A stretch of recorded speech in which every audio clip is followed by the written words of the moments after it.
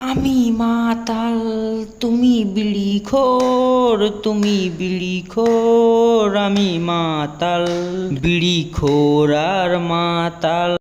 এইটুকু মদ কষ্ট করে খা সোহম। কাকু তো অনেক গান করে, মদ না খেলে কাকু গান করতে পারবে না। তাহলে গ্লাসটা জল দিয়ে ভরিয়ে দাও মা, এইটুকু মদের নেশা হয় না মা।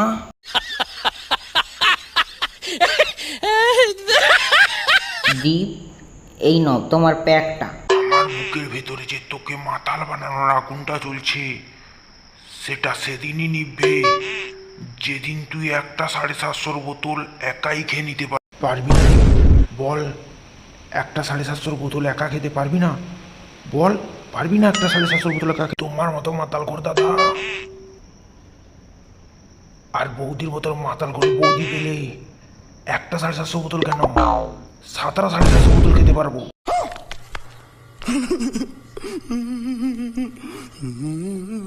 বিমল খাবো মা। বিমল খাবে বাবা?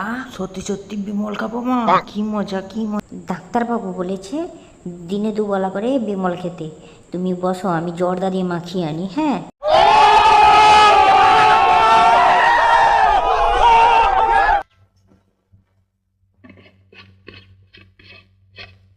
মা একটু বিমল দাও না, চাবিয়ে চাবিয়ে খাই।